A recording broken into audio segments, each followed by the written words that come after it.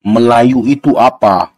Apakah definisi Melayu digunakan untuk merujuk rumpun ras manusia yang tinggal di satu kawasan dengan ciri-ciri fisik tertentu, atau terminologi Melayu itu hanya dikhususkan untuk menyebut satu etnis atau suku saja, termasuk adat istiadat dan kebudayaannya? Indonesia dan Malaysia memiliki konektivitas dalam istilah Melayu, namun dua negara ini mengadopsi pengertian yang berbeda terhadap definisi Melayu. Perbedaan pengertian itu dilandasi oleh kepentingan nasional masing-masing negara. Di video kali ini, kami akan mengurai sejarah Melayu secara umum dan menganalisis mengapa terjadi perbedaan konsepsi Melayu di Indonesia dan di Malaysia.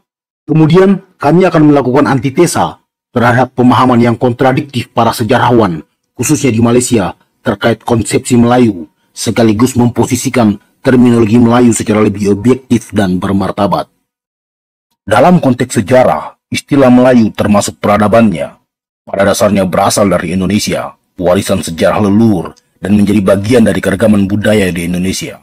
Lalu, mengapa hari ini istilah Melayu didominasi oleh Malaysia? Dan mengapa banyak orang Indonesia antipati dengan istilah Melayu? Mari kita jawab.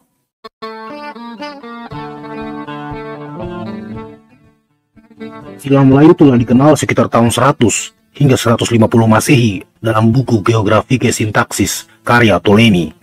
Istilah Melayu juga ada dalam kitab Hindu Purana untuk menyebut Pulau Sumatera. Istilah Melayu secara eksplisit ditemukan dalam catatan yang ditulis seorang biksu Buddha bernama Itsing pada tahun 651 Masehi. Itsing menyematkan istilah Melayu pada wilayah yang telah dikuasai Sriwijaya.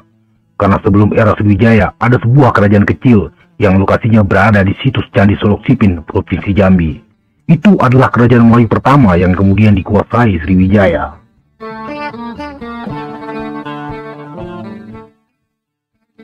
Peradaban Melayu berkembang dan meluas ke Nusantara di masa kegemilangan kerajaan Sriwijaya di Palembang. Sriwijaya merupakan epicentrum penyebaran kebudayaan Melayu, terutama bahasa. Bahasa Melayu menjadi lingua franca Nusantara. Daerah kekuasaan Sriwijaya membentang dari Kamboja, Thailand Selatan, Semenanjung Malaya, seluruh Sumatera, pesisir Kalimantan, dan sebagian Jawa. Kerajaan Sriwijaya mengontrol perdagangan di kawasan Asia Tenggara dari abad ke-7 hingga 11 Masehi. Dalam rentang waktu penguasaan Sriwijaya, penyebaran penduduk dari Sumatera ke Semenanjung Malaya dan Kalimantan terjadi secara alamiah. Orang-orang dari Sriwijaya inilah kelak akan melahirkan kerajaan Melayu di Kalimantan dan Sumatera setelah masuknya agama Islam, termasuk kerajaan Malaka. Para Meswara pendiri Malaka adalah keturunan Sriwijaya yang melarikan diri akibat serangan Majapahit. Di poin itu, kita bisa menyimpulkan bahwa nenek moyang masyarakat Semenanjung Malaya berasal dari Indonesia. Meski banyak orang Malaysia menolak fakta bahwa mereka adalah keturunan Indonesia dengan alasan saat itu perbatasan negara belum ada. Padahal Sriwijaya merupakan embrio nasionalisme Indonesia sebelum Majapahit. Sriwijaya sebagai sebuah entitas politik telah menginspirasi para pendiri Indonesia untuk membentuk sebuah negara yang menyatukan suku-suku Nusantara. Karena peradaban Sriwijaya yang populer hingga ke benua Eropa, maka istilah Melayu kemudian digunakan oleh para antropolog Eropa untuk mengidentifikasi ras Austronesia dan para penutur bahasa Polinesia. Pencetus konsep ras Melayu adalah Johann Friedrich Blumenbach, 1752-1840, seorang antropolog asal Jerman yang menggolongkan ras Melayu untuk penduduk berkulit sawo matang. Konsep itu berbeda dengan temuan Sir Richard Winstead dalam tulisannya tahun 1921. Dia lebih mengasosiasikan orang Melayu sebagai suku atau etnis yang tinggal di wilayah Semenanjung Malaya dan Rio Lingga, Pulau Sumatera. Thomas Stanford Raffles adalah orang Inggris pertama yang mempromosikan ide mengenai bangsa Melayu. Menariknya, Raffles membentuk visi Melayu sebagai bangsa justru setelah ekspedisinya ke Pagaruyung. Dia menyatakan bahwa Minangkabau adalah asal bangsa Melayu. Tafsir kolonial ciptaan Raffles diadopsi oleh Malaysia, Dan itu cukup wajar karena sebagai bekas wilayah jajahan Inggris, maka konsep Raffles sangat mudah diterima di Semenanjung Malaya. Konsep Raffles ini juga semakin mempertegas kesimpulan sebelumnya bahwa orang Malaysia pada dasarnya adalah keturunan Indonesia. Sekuat apapun fakta itu ditolak, namun sejarah tak bisa dipungkiri. Istilah Melayu dalam pengertian Malaysia adalah rumpun, yang artinya kumpulan suku-suku Austronesia yang berasal dari satu rumpun yang sama, yaitu rumpun Melayu. Logika itu kemudian disesatkan, karena menurut mereka seluruh Nusantara berasal dari dunia Melayu. Padahal istilah rumpun Melayu bukan untuk menunjukkan bahwa seluruh suku Nusantara berasal dari Semenanjung Malaya, bahkan tidak juga berasal dari Pulau Sumatera. Orang Bugis tidak berasal dari Riau, orang Minahasa bukan berasal dari Selangor, orang Sunda bukan dari Terengganu, orang Batak bukan berasal dari Kedah, orang Jawa tidak berasal dari Kelantan. Istilah Melayu yang dimartabatkan Sriwijaya hanya sekedar istilah yang lugas dan digunakan oleh orang-orang Eropa di abad 19 untuk menggolongkan ras Austronesia. Nusantara Indonesia bukan berasal dari alam Melayu Malaysia. Justru sebaliknya, Melayu Malaysia adalah bagian kecil dari Nusantara Indonesia. Mau diakui atau tidak, orang Malaysia adalah keturunan orang-orang Indonesia. Ada kegagalan nalar untuk membedakan kalimat part of dan came from. Nusantara not came from you, but you are little part of us. Namun, logika ini terbalik di Malaysia.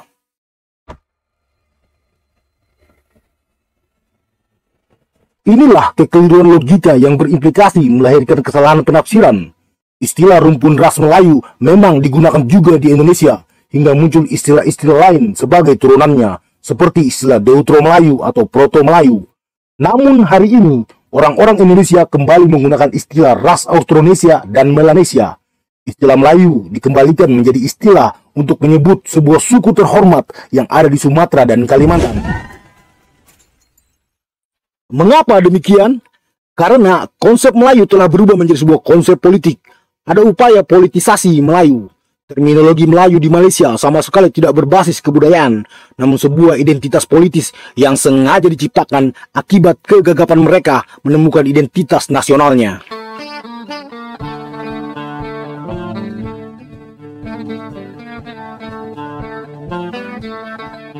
Sementara di Indonesia, konsep Melayu murni sebagai sebuah konsep kebudayaan yang merujuk pada suku yang bermukim di Sumatera dan pesisir Kalimantan. Konsep Melayu sebagai sebuah kebudayaan yang bebas dari interpretasi politik. Keterlambatan Malaysia dalam membangun konsep nation state membuat mereka memerlukan legitimasi sejarah yang kuat. Makanya berbagai istilah diciptakan dari konsep alam Melayu, hikayat Merong Mahawangsa, Tamadun Langkasuka, dan lain-lain. Semua itu memperlihatkan betapa mereka membutuhkan pengakuan atas eksistensinya. Benar atau tidaknya semua istilah-istilah itu tetap saja akan menimbulkan benturan dengan kepentingan nasional Indonesia. Seperti apa benturan itu? Mari kita lihat. Yang pertama, mengklaim budaya Indonesia. Karena konsep Mahawangsa itu, maka mereka tidak berpikir itu adalah klaim. Menurut logika berpikir mereka, Nusantara Indonesia adalah bagian dari Mahawangsa Malaysia. Mereka kesulitan membedakan bahwa Melayu Malaysia adalah bagian dari Nusantara, bukan sebaliknya. Yang kedua, bagi mereka, Mahawangsa Melayu adalah puncak segala bangsa, dan seluruh suku Nusantara berasal dari situ. Makanya, seluruh suku-suku dari Indonesia dijustifikasi sebagai Melayu. Ini mengancam keragaman etnis di Indonesia. Yang ketiga, mereka berusaha mendominasi istilah Melayu dengan mendefinisikannya secara serampangan, lalu membangun doktrin superioritas atas suku-suku lain di Nusantara. Hal ini pasti akan menimbulkan gesekan dan berefek ke Indonesia yang berbasis keragaman suku. Yang keempat, akibat dominasi Malaysia terhadap terminologi Melayu, membuat orang-orang Indonesia risih dengan istilah Melayu yang selalu terasosiasi dengan Malaysia. Padahal dari aspek sejarah, Melayu berasal dari Indonesia dan suku-suku Melayu asli juga berada di Sumatera dan Kalimantan. Melayu adalah konsep kebudayaan yang berasal dari Indonesia dan Indonesia wajib menjaga legasi itu.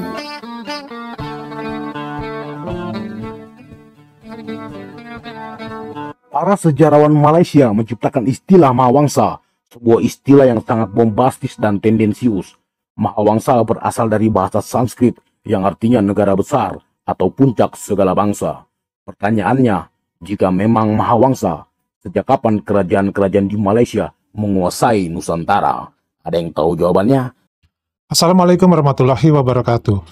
Video kali ini mengangkat mengenai tema Melayu dan mengartikan siapa Indonesia, siapa bangsa Indonesia, dan apa bahasa Indonesia. Siapa di sini teman-teman yang alergi dengan kata Melayu? Ada yakin orang Indonesia dari Sabang sampai Merauke tidak ada yang alergi terhadap kata Melayu selama penggunaannya, penempatannya adalah benar. Kalau kata Melayu diidentifikasi sebagai Melayu Malaysia, itu baru orang Indonesia keberatan. Karena dampaknya adalah sangat besar terhadap sistem politik, sosial, dan budaya yang akan mempengaruhi di Indonesia. Kenapa? Karena nanti semua apa yang ada di Indonesia, dari sosial, budaya, ya aspeknya, itu akan diklaim atau dicap sebagai milik Melayu. Termasuk nama-nama suku. Suku Jawa menjadi suku Melayu, suku Bugis menjadi suku Melayu, suku Papua menjadi suku Melayu, dan lain-lain. Nah, ini akan membuat suatu dilema terpisah ya. Artinya di sini akan mempengaruhi aspek kehidupan berbangsa dan bernegara. Bukannya kita menolak dengan kata Melayu, atau kita antipati dengan kata Melayu, tapi penempatannya. Kita menggunakan nama Indonesia itu adalah sejak kita merdeka, dicanangkannya merdeka. Nah, Malaysia seharusnya menggunakan istilah baru ketika mereka merdeka. Bisa saja istilahnya itu adalah bangsa Malaysia yang keturunan Melayu. Nah, itu akan lebih tepat. Tapi kenyataannya mereka sampai sekarang adalah menggunakan istilah zaman kerajaan-kerajaan, zaman kesultanan, zaman penjajahan, yaitu istilahnya bangsa Melayu. Nah, bangsa Melayu pengertian mereka adalah semua yang berhubungan dengan keistimewaan dari Melayu itu sendiri, dengan sejarah Melayu itu sendiri. Padahal kalau kita melihat zaman sekarang, hal itu tidak bisa lagi dilakukan. Itu sama aja kita hidup di zaman awang-awang, melayang, ya, menghayal, yang hampir tidak mungkin bisa terwujud kembali. Kecuali bangsa Indonesia yang mewujudkannya. Kenapa? Karena istilah Melayu atau kekuasaan Melayu itu adalah dari Indonesia. Kerajaan Melayu itu adalah dari Indonesia. Ya, bukan dari Selat Malaka atau Semenanjung.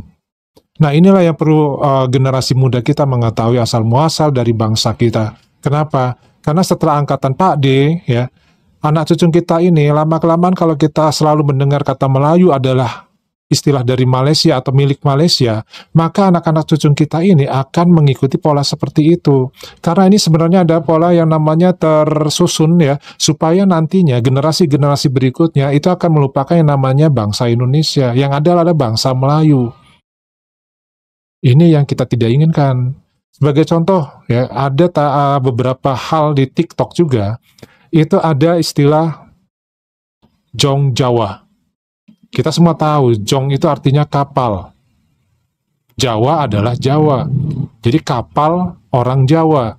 Tetapi di TikTok itu disebutkan sebagai Jong Melayu. Nah, coba teman-teman pikirkan. Jong Jawa itu adalah kapal terbesar yang dibuat untuk mengarungi lautan ini sebelum adanya kapal-kapal besar yang ada sampai dengan sekarang. Sebelum Cina membuat kapal, sebelum bangsa India juga membuat kapal, bangsa Portugis juga belum pernah membuat kapal yang ukurannya besar yang bisa mengarungi samudra. Maka yang dikenal adalah kapal disebut Jong Java atau Jong Jawa. Dibuatnya di mana? Dibuatnya adalah di Pulau Jawa dan di Pulau Kalimantan. Itulah Jong Jawa. Tapi itu diplesetkan menjadi Jong Melayu oleh profesor di Malaysia. Silakan aja lihat videonya di TikTok. Nah, ini seharusnya tidak bisa didiamkan. Kenapa?